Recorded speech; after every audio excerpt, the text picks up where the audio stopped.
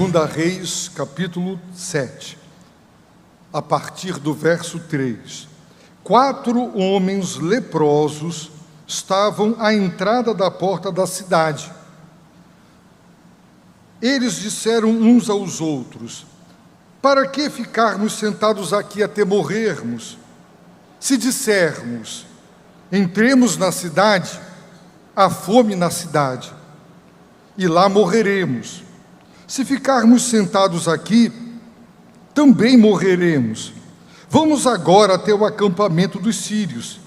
Se nos deixarem viver, viveremos. E se nos matarem, morreremos. Ao cair da noite, eles foram ao acampamento dos sírios. Quando chegaram na entrada do acampamento, não encontraram ninguém, porque o Senhor havia feito ouvir no acampamento dos sírios um som de carros e de cavalos, como de um grande exército, de maneira que disseram uns aos outros: o rei de Israel alugou contra nós os reis dos heteus e os reis dos egípcios para nos atacarem. Por isso, eles se levantaram e fugiram ao cair da noite. Deixaram as tendas, os cavalos e os jumentos, isto é, deixaram o acampamento como estava e fugiram para salvar a vida. Quando os leprosos chegaram à entrada do acampamento, entraram numa tenda, comeram e beberam. Pegaram dali prata, ouro e roupas e os esconderam. Depois voltaram, entraram em outra tenda e dali também pegaram mais coisas e as esconderam. Então disseram uns aos outros: não estamos fazendo o que é correto. Este dia é dia de boas novas e nós nos calamos. Se esperarmos até a luz da manhã, algum castigo nos sobrevirá. Vamos agora e o anunciemos no palácio do rei. Palavra do Deus bendito. Provavelmente, depois de Mateus 28, essa deve ser uma das passagens mais usadas pelos pastores para promover a consciência do dever da evangelização. Por analogia, nós podemos extrair essa lição. A lição de que aquele que sabe, que tem a consciência de que deve fazer o bem e evangelizar é fazer o bem. Provavelmente, o bem maior que você pode fazer a um amigo, a uma amiga, é compartilhar Cristo com ela. E se você sabe que deve fazer o bem e não o faz, segundo as Escrituras, peca. Não pecamos só ao fazer o que é errado, também pecamos quando deixamos de fazer o que é certo.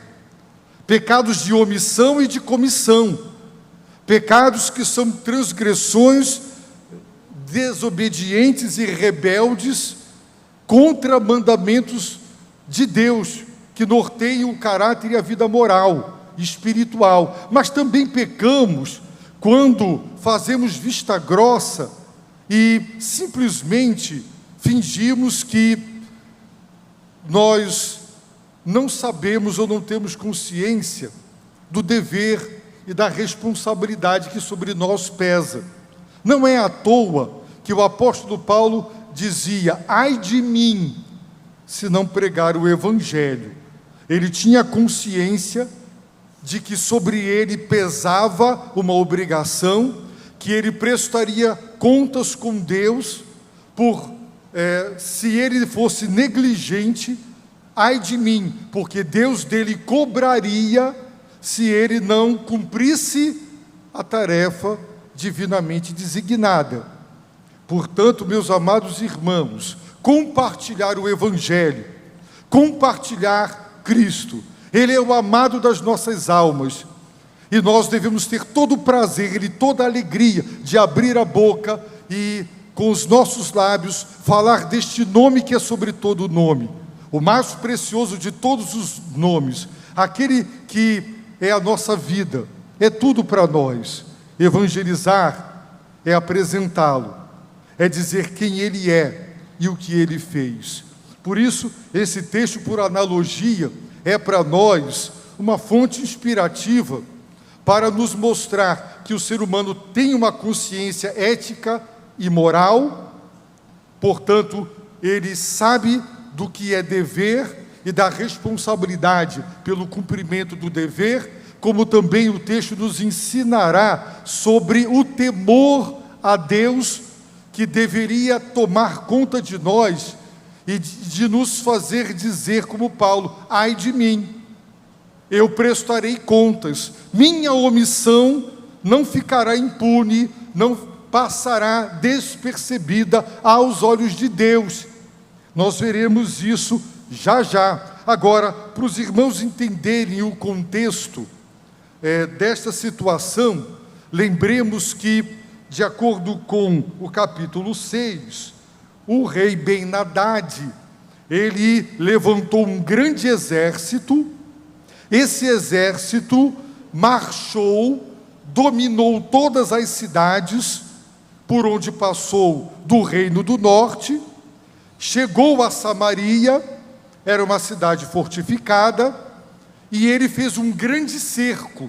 A cidade foi sitiada, todos os portões, dos vários portões, foram fechados, ninguém entrava, ninguém saía. Se lá tivesse alguma fonte de água, eles teriam como beber. Pessoas podem passar dias sem comer e ainda sobreviver.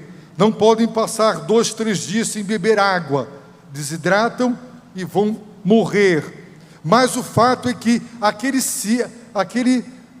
cerco que sitiou impediu de ir aos campos plantar e colher, impediu que o gado fosse para os pastos, para se alimentar. E o que aconteceu? O período de cerco foi longo, todo o suprimento de comida acabou, eles começaram a matar cavalos e comer, cachorro, o que se mexia foi comido. Chegou ao ponto das mães matarem seus próprios filhos para comê-los. Sabemos que o rei estava no muro, 2 mulheres, uma mulher o procura aflito, pedindo ajuda, e ele disse: se Deus não está te ajudando, quanto mais eu. E ele pergunta: o que tens? E ela disse: eu e esta mulher combinamos, vamos hoje matar nosso filho, meu filho, comê-lo, e assim nós não morreremos de fome, amanhã será o teu. No dia seguinte, a mulher escondeu seu filho, se arrependeu, ainda com o alimento do filho da outra, ainda com a fome saciada, não fez, e o rei rasgou as suas vestes. Chegou a esse ponto. Há notícias, por exemplo, quando a Babilônia cercou algumas cidades, Nínive e outras, a ponto dos reis matarem seus próprios filhos para comê-los. Cozinhavam os filhos para não morrer de fome. O texto diz que muita gente já tinha morrido de fome. Você não conhece a fome. Você levanta. Alguns já amanhecem com o estômago roncando, outros não. Mas dá 10 horas, 11 horas, meio-dia, aqui se fala a broca no estômago, né? Você fica com dor de cabeça, você fica irritado, apenas porque pulou uma única refeição. Quanto mais 2, e você chegar a ponto de ficar pele e osso, e morrer de fome, era o que estava acontecendo. Cavalos já haviam sido mortos, a fome, a situação era trágica. Esse é o contexto. Do lado de fora do muro, 4 leprosos, em virtude da lepra, não podiam entrar na cidade. Como se alimentavam? pessoas bondosas jogavam comida para eles, provavelmente, e eles estavam ali, mas não tinha nem comida para os que estavam dentro, quanto mais para 4 leprosos do lado de fora. E eles então chegaram à sábia e inteligente conclusão: se continuarmos aqui, nós vamos morrer de fome.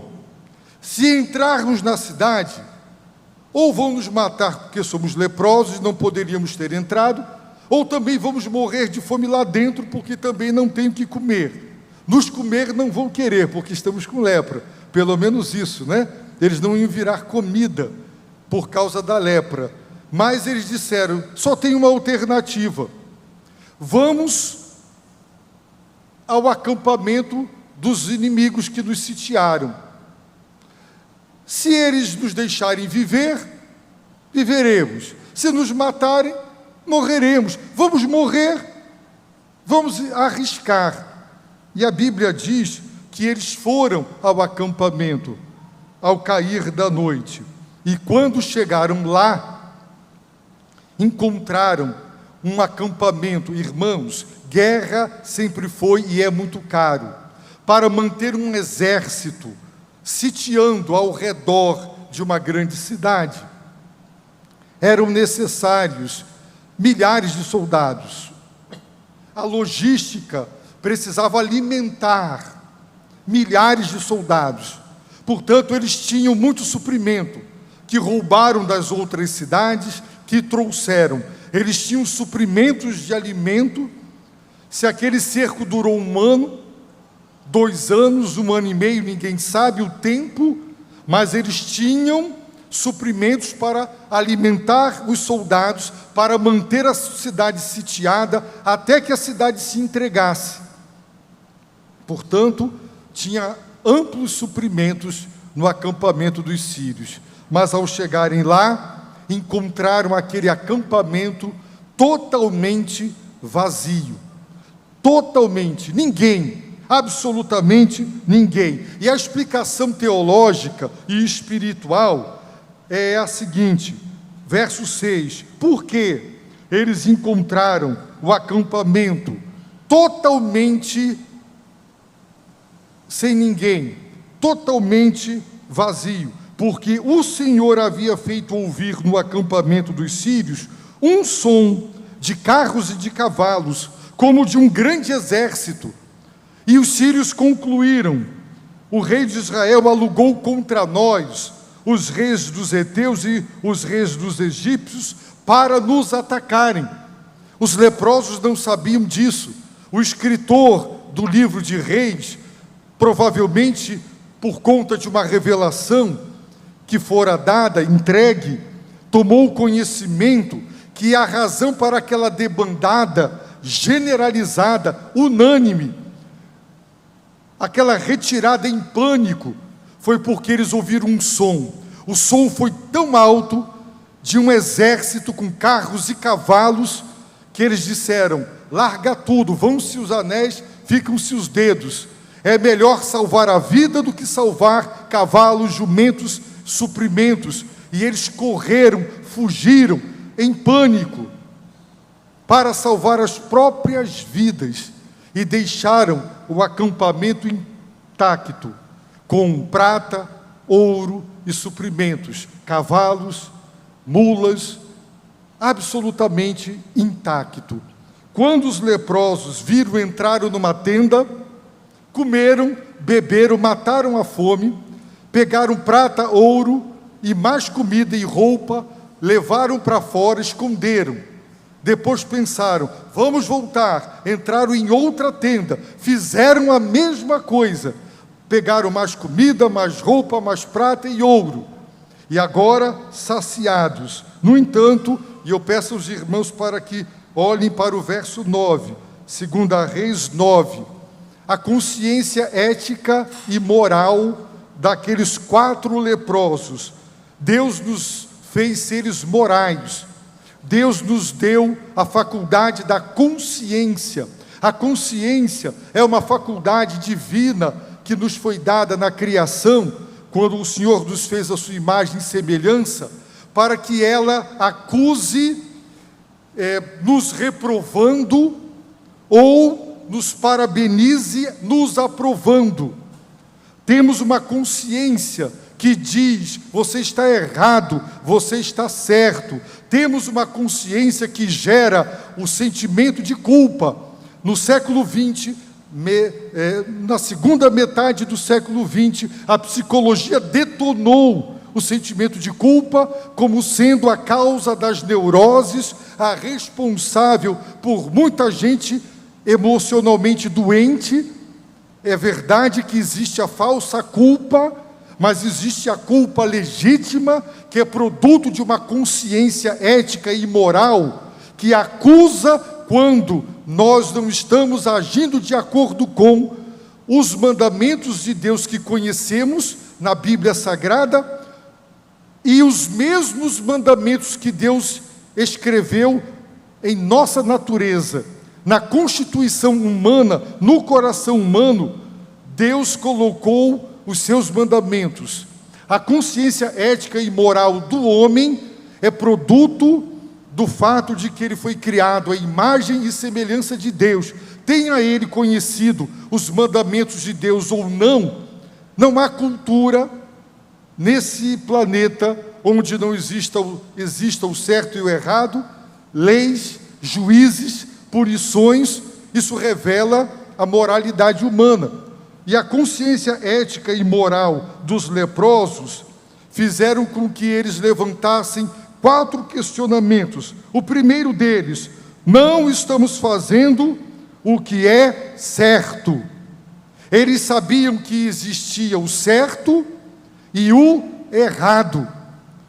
E nós estamos aqui comendo, bebendo, estamos aqui ajuntando prata, estamos aqui ajuntando ouro, nós estamos satisfazendo as nossas necessidades, nós estamos suprindo a nós mesmos, mas o que nós estamos fazendo está errado, porque tem agora milhares de pessoas dentro de Samaria morrendo de fome, outras já morreram, como o texto diz, comendo seus próprios filhos. Esta manhã vão matar mais crianças para delas se alimentar, e nós estamos aqui e nós não estamos fazendo o que é certo. A nossa atitude não é correta. Existe fome e aqui tem suprimento. Nós sabemos onde tem suprimento e sabemos onde tem fome, e o que nós estamos fazendo não é certo. Em segundo lugar, a segunda declaração: este dia é dia de boas novas. Amados irmãos, tem alguma notícia melhor para quem está faminto, para quem já viu parentes morrerem de fome, para quem já matou e cozinhou um dos filhos e não quer mais matar outros filhos para cozinhar e comer? Teria notícia melhor e maior do que existem amplos e fartos suprimentos de comida? Não. A prova, meus irmãos, de que era uma boa nova foi que quando as portas das cidades se abriram, a Bíblia diz que a multidão faminta, desesperada, ela saiu correndo na direção do acampamento, a ponto de atropelar e matar o capitão, que era o braço direito do rei. Ele foi pisoteado. Uma multidão desesperada, em pânico, em busca de alimento. Portanto, boa nova. Este dia é dia de boa nova. Temos uma boa notícia para quem está morrendo de fome. Tem amplos suprimentos. A fome vai acabar. A desgraça acabou. A miséria acabou. Agora a consciência espiritual e o temor a Deus. Se esperarmos até a luz da manhã, algum castigo nos sobrevirá. Ora, Deus é Deus, Ele é justo. Deus não deixa o pecado impune. Provavelmente, Ele nos castigará se nós deixarmos o dia amanhecer sem a urgência de correr de volta para dizer a boa nova. Deus nos responsabiliza, porque nós somos seres éticos, morais. Ele nos ensina a fazer o bem, a não sermos egoístas, a sermos altruístas, a amar as pessoas, a ajudar as pessoas. E quando nós nos omitimos, quando há omissão, negligência, por falta de amor, por vaidade, por ganância, por avareza, o juízo de Deus é certo e inevitável. O temor a Deus fez com que eles assim pensassem: se deixarmos o dia amanhecer para contar, já poderá ser tarde demais, porque o nosso pecado é tão grave, sabendo que tem gente morrendo de fome, que o Senhor pode nos castigar. Vamos agora e anunciemos no palácio do rei. Meus irmãos, no capítulo 7, vamos agora para os versículos 1, 2 e 3, 1 e 2. Então Eliseu disse: ouvi a palavra do Senhor. Assim diz o Senhor: amanhã, por estas horas, na entrada de Samaria, uma medida de farinha será vendida por 1 siclo, e 2 medidas de cevada por 1 siclo. Farinha e cevada, itens da dieta judaica fundamentais, que estavam absolutamente esgotados. De acordo com o capítulo 6, a cabeça de um jumento estava sendo vendida por 80 siclos de prata, um preço exorbitante por uma cabeça de jumento, um animal impuro, que não poderia ser consumido. A cabeça do jumento, os oportunistas demandam, A demanda da fome e da miséria gerou uma inflação, e a cabeça de um jumento sendo vendida, e um copo de esterco de pombas, 5 siclos de prata. Tem traduções que diz que era uma cebola selvagem, outros dizem que era algum tipo de verdura, não se sabe ao certo a tradução exata da palavra hebraica.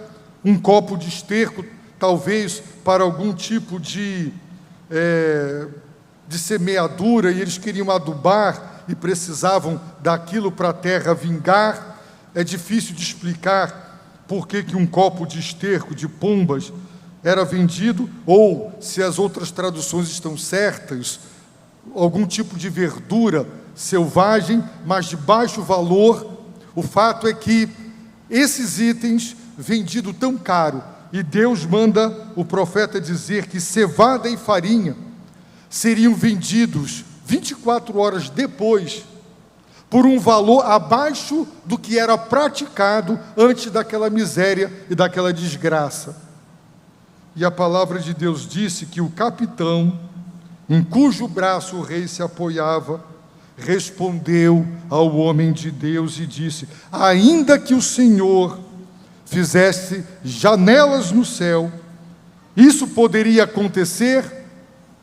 Irmãos, este homem está duvidando da onipotência de Deus. Ele está dizendo: ainda que Deus abrisse janela do céu, e ao invés de chover chuva, água, chovesse comida, seria possível 24 horas depois ter farinha e cevada em abundância, vendido por um preço tão barato, 24 horas depois?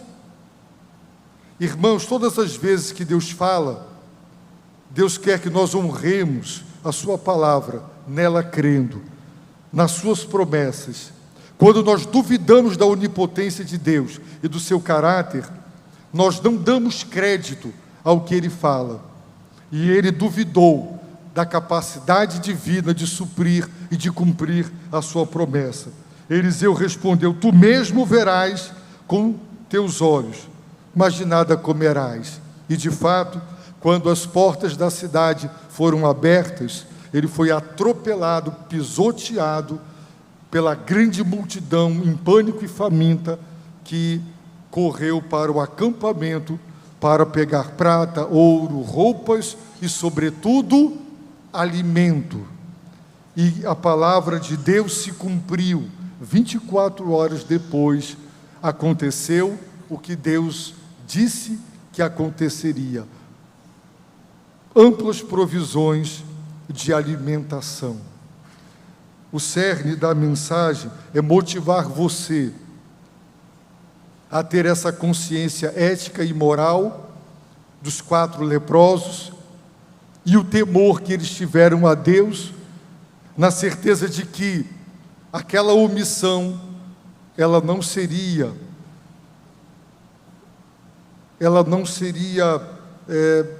desprezada por Deus como algo qualquer. Irmãos, por analogia, o seu parente, o seu vizinho, o seu colega de trabalho, de faculdade, está exatamente assim, morrendo de fome, na miséria. O nosso mundo é assim. O nosso mundo, e aí vem a pergunta, por que tanta droga? Tantas drogas nocivas, fatais, letais, destrutivas, escravizadoras. A resposta é porque o homem é um ser vazio, que precisa de alguma experiência extrasensorial que o ajude a suportar o peso da realidade, o sem sentido da vida, que ele não dá conta de encarar, a não ser se drogando. Portanto, todo vício é isso. Porque tem tanta promiscuidade, prostituição, imoralidade, de todo tipo, e as pessoas se atolando no que tem de pior, de degradação moral, sexual. Porque o homem é um ser vazio, incapaz, tentando procurar em alguma coisa algo para se satisfazer por um pouco de tempo, mas não se satisfaz. Porque as pessoas matam e roubam por dinheiro, enganam, mentem, trapaceiam, exploram, fazem o que tiver que fazer para ganhar dinheiro, para tentar com o dinheiro algum bem material, algum conforto, algum lazer, para tentar abafar, não é, os gritos da sua alma vazia, pobre, miserável, faminta, moribunda. Irmãos, o mundo está assim, como os habitantes de Samaria, fome. Você pode ver as pessoas bem vestidas, não caia nessa, não se iluda com as pessoas esbanjando alegria nas festas. Nunca esquecerei, entrei numa festa, havia uma mulher que era muito bonita, onde ela chegava, ela era a sensação, até as mulheres a elogiavam, de tão bonita, de tão elegante, e de tão simpática, carismática que ela era. Eu a conheci pequeno, cresci e fui numa festa, numa família, e aquela mulher já de certa idade me procurou. O senhor é pastor? Eu disse, sou. Ela não lembrava quem eu era, porque me viu pequeno. Me dei um instantinho e ela contou a fama, o prestígio.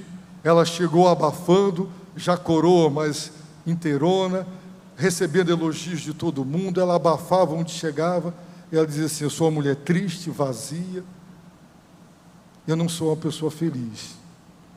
Quem olhava para ela rindo, sorrindo.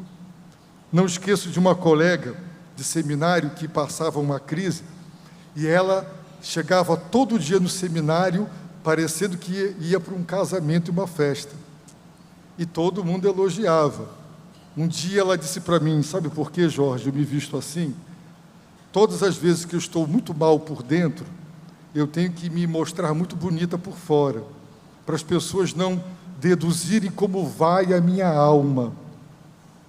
Uma mulher triste, infeliz, não é? Se produzindo para mostrar algo que ela não era e para encobrir e camuflar o vazio do seu coração.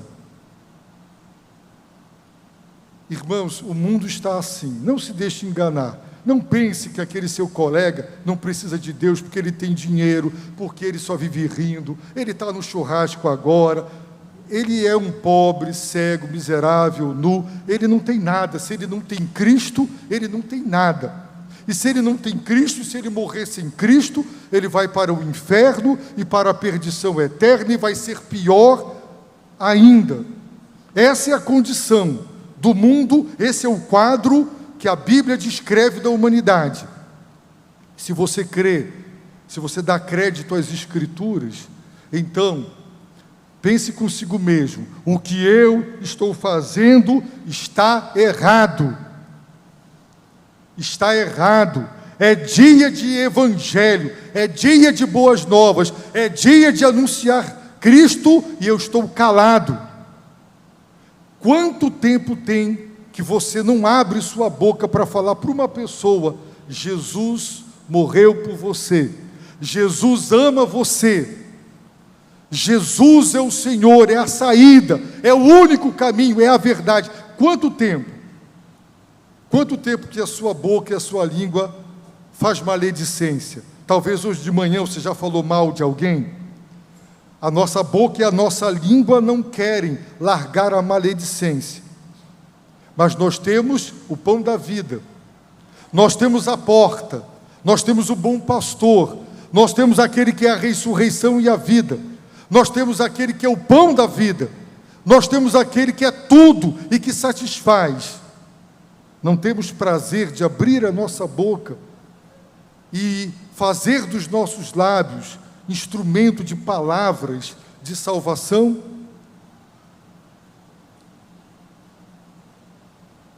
Como os leprosos disseram, talvez algum mal nos sobrevirá, porque Deus não deixará a nossa omissão impune. Vamos anunciar a boa nova. Paulo disse, como eu já declarei: ai de mim, Deus vai me cobrar, Deus me cobrará, se eu não pregar o Evangelho.